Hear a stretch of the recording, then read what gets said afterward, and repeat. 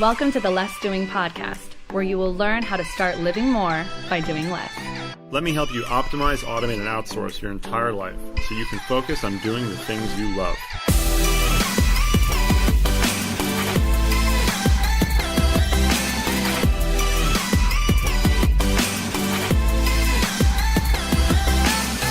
Now here's your host, Ari Meisel. Okay, so I feel like we are matched up in a way here that we could have a really interesting battle and debate, because you're talking about how to be awesome at your job, and your last podcast is about future-proofing your career, and I'm all about making people as replaceable as possible. So this is going to be awesome. Pete, Mockaitis, welcome to the show. Oh, thank you. It's great to be here. So let's get some background on you first before we bring out the gloves. How did you get into the work that you're doing? Oh, sure thing. Well, it's funny. I was interested in the world of, people development and, learning and growth from an early age. I would go to the Danville Public Library, where I grew up in Illinois, and just devour all these books about success, goal setting, teamwork, of all this stuff from Tony Robbins to Stephen Covey. And I just thought they had the coolest job ever. And I wanted to be like them when I was like 13. And so that was it. So that just inspired you to become like a trainer. That's right. Well, I went through some steps associated with going to college. I studied business stuff and then did some strategy consulting at Bain & Company for a few years. And then I said, what I really like doing is the speaking and the coaching and the writing stuff. And so let's make a go of it. And so I was sort of the weird guy. Most people left Bain to do private equity or go to a snazzy business school. But I was like, no, I want to go be a motivational speaker. And so that's kind of how it got going. So what do you do now? Sure thing. Well, I do coaching, mostly associated with problem solving and communication skills development, as well as trainings and my podcast called How to Be Awesome at Your Job. And why do people need to be more awesome at their jobs? Oh boy, that is a big, beautiful question. Thank you for asking. I'd say that, sometimes it really is a matter of life and death. Like if you are not awesome at your job as an airline pilot or in the military or the police or a surgeon, people are going to die. So I think that's kind of cut and dry. No pun intended for the surgeon part of that, cut and dry. But also, even on a sort of a less life and death scale, it matters hugely in terms of whether fundamentally you are enjoying your job. One of my favorite quotes from listeners was, "When I'm awesome at my job, I love my job." And I think that's huge in terms of having that experience of excellence and growth and being more and doing more and becoming more during the course of living your 9 to 5 or whatever your typical work hours are, is just huge in terms of the experience of feeling alive and great and having a life that's all the more worth living.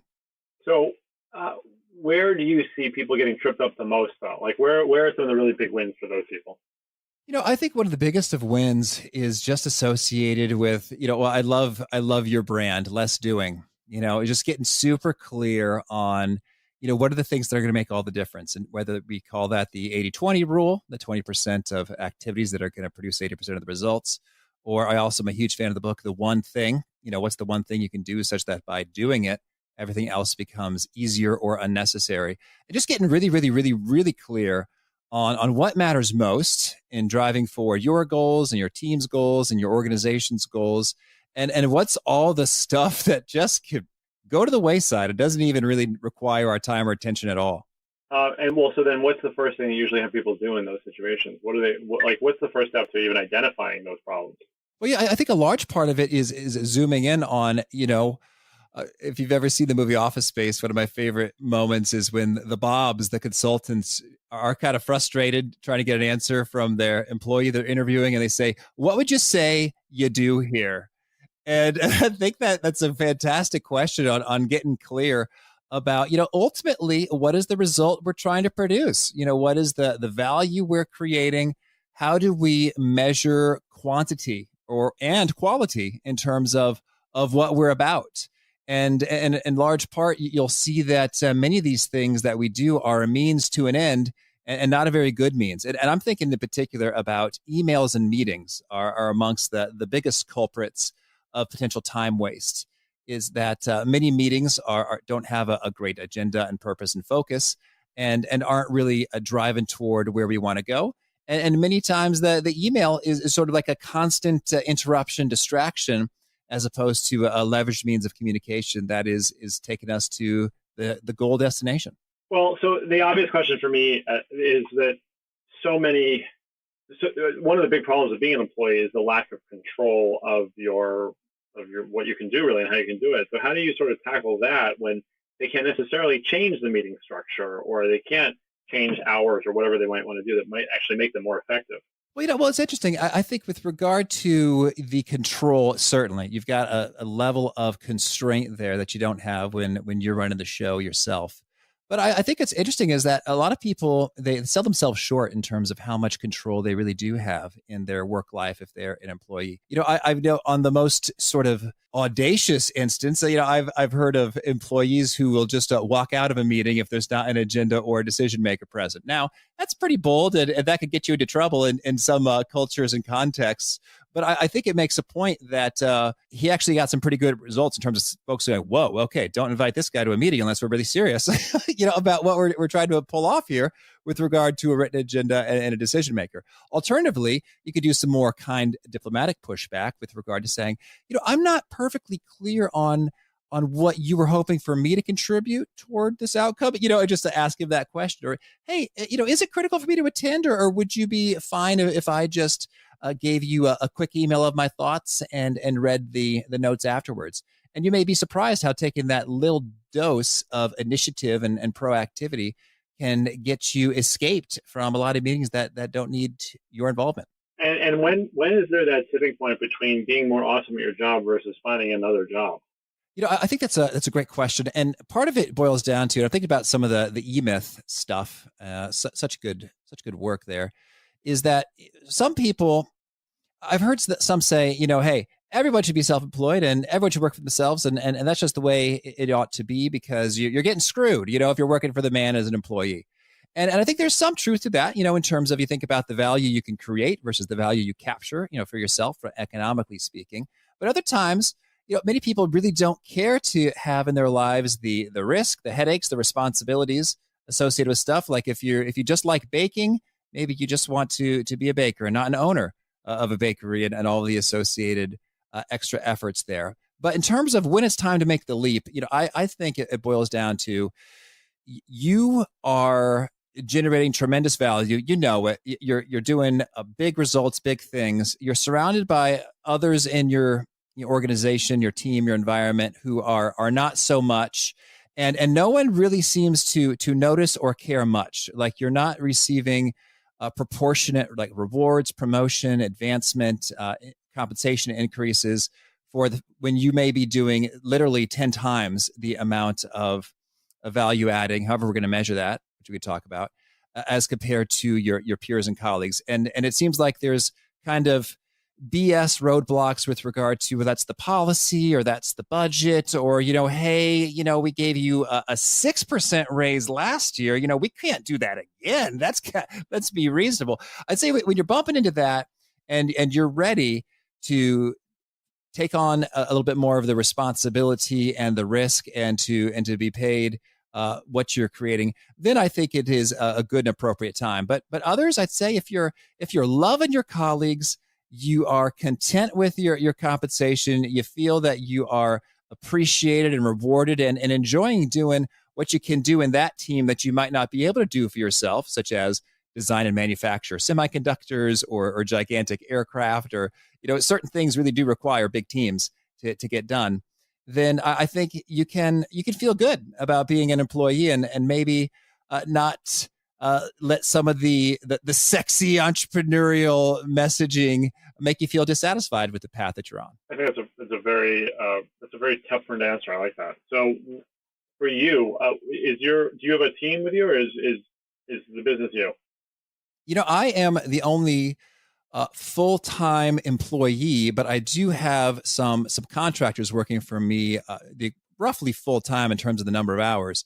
And if you want to talk about how I find amazing people in the Philippines to do great work at great prices, I would enjoy discussing that with you, but it's your show. No, I mean that's perfectly relevant. So you may be able to work that into this next answer, which is, what is the biggest challenge for you in your business right now? I think that it's this balancing act associated with, what do you want to let go of versus what do you really need to hold on to? Because I mean, there are many, many decisions that you make during the course of running the business. And at times, I think we can overdo it either in either direction, either in terms of we're holding on to too much control, and that's silly. A person who's earning maybe a tenth of what you're earning could be handling that work and some of those mundane issues. Or other times where we're giving away a little bit too much control to others, and like, ooh, actually, I wouldn't do it that way, and I think that's kind of hurting what we're trying to accomplish here because it's wrong or bad or suboptimal. And so I think that's kind of the balancing act I'm thinking about when it comes to the outsourcing game is like, just what precisely should I hold on to and what should I let go of? And part of that is based upon, skills, and part of that is based upon, value created, and part of it's based upon just how much fun you have by doing that thing. So in your company, where you do have outsourced VAs as well, how do you, as a leader, how do you instill them to be awesome at their jobs? Well, it's funny. A lot of times, working on the content itself is pretty powerful for them, and I love hearing them say that. Whether folks are doing transcription or they are taking a look at getting the things up and going on the WordPress website, or we're having conversations associated with which guests should come on the show versus not come on the show. Just being engaged in the content itself, helps out there. I also like to make sure that we make time to talk about, what are your dreams, your goals, your desires, what's working for you, what's not working for you so well. Is there anything I can do that would make your life more enjoyable or your experience of this job better? And then to just be frequently providing feedback in terms of, what I liked and what I thought could be improved. And then that's just a encouraging, reinforcing cycle to have going. So what are your top 3 pieces of advice for people to be more effective? First of all, we are talking about the focusing prioritization, and I would say stick with that, and even more so, I would figure out a way to systematize that a bit further. And so, for many people, this is just as simple as writing out a Post-it note. Today, these are the 3 things I want to do. I listened to your episode with Chris Bailey. I had Chris Bailey on my show a couple times as well. He is awesome. He talked about the accountability he had with his fiance associated with, hey, these are the things that are important for me in this day. And they'll check in with each other. So did you do those things? And I think that's beautiful to have some kind of mechanism before you have the risk of getting sucked in with a bunch of text messages or emails or other things to say, no, this is the plan. This is the priority for this day. And these are the parameters upon which I will declare at the end of the day, was this victorious? Do I feel like I can celebrate what has occurred here versus, oh, was that kind of disappointing? And to make sure that you're zeroed in on that on a regular basis. That's one. That's one. And the next one is to sleep.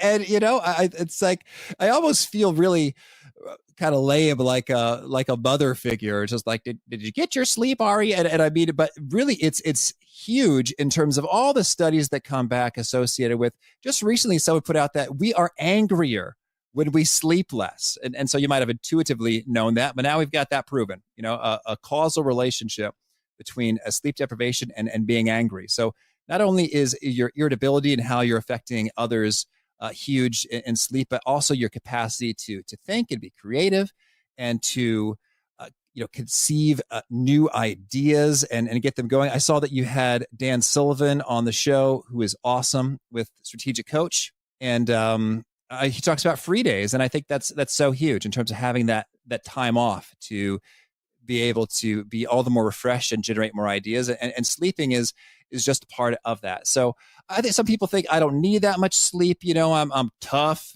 And I think that the research more and more is showing that, even if you don't think you need it, you probably really do. 7, 8, 9 hours per night is what about 99% of folks who don't have the super gene require in order to be operating well.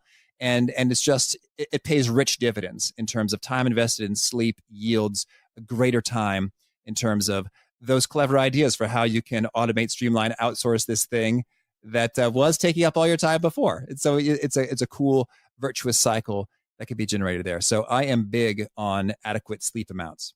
Good. I think that's an excellent one. And I can't wait to hear the third one. Oh, sure thing. Well, so the third one I'm going to think about, and this is kind of related to the plan part, but it is sort of defending yourself from distractions and being a bit vigilant with this. And I think everyone has their own sort of weakness. Maybe for some it's the news, always on CNN.com or Wall Street Journal or something. Others it's social media. Others it's the pings and dings and texts and beeps and buzzes from their cell phone. Other people just their email in terms of a new message. What is that?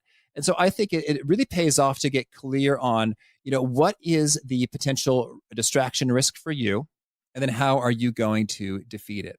And this research here is huge. I saw one study they did at Microsoft that showed on average, every time someone was distracted from what they're doing, they pulled up their email, they responded to it, and then it kind of got back to their thing. That whole cycle took about 24 minutes. And so if that happens 20 times in a day, which is not uncommon for people to, get up in their email 20 times in a day, that's like a full workday sort of burnt there. And so I really encourage folks, if that's your poison, I encourage you to set a couple times a day. And it's like, this is when I'm looking at the messages, it's sort of pre-planned as opposed to constantly. For folks with the phone, I encourage you to hide your phone, leave it in another room, leave it in the bag, turn it on to silent, sort of, whatever it takes to remove that. And then when it comes to the actual mental skill of being able to let distractions be instead of picking them up, I've been a huge fan of some of the research and my own experience coming through with mindfulness practices, whether that's meditation or just having 5-10 minutes of quiet thinking about nothing and just returning to focusing on your breath again and again and again. It sort of builds that muscle associated with letting your brain focus its attention on what you really desire to focus on, as opposed to whatever might yank it around. Those are excellent. I appreciate you taking the time to think those through. Those are great. So, thank you. So, Pete, where can people find out more about you and listen to your awesome podcast? Oh, well, thanks for asking. Well, you can learn more about me at awesomeatyourjob.com. And in any podcast player, if you just type awesome space job, it'll kind of find it, autocomplete. It's yellow. And I would love to chat with folks. All right. Well, Pete, thank you so much for your time. It's been great talking to you, and hope that people really learn something from it. Thanks for listening to the Less Doing podcast. At Less Doing, we help entrepreneurs who have opportunity in excess of what their infrastructure can support to set up systems and processes that empower a team to ultimately make themselves more replaceable. That way they can optimize, automate, and outsource everything in their businesses in order to be more effective. If you want to find out more about Less Doing, the podcast, the blog, the books, and all of the wonderful programs we offer to help you get from where you are to where you know you want to be, go to lessdoing.com/podcast and check out our OAO blueprint so you can get started today.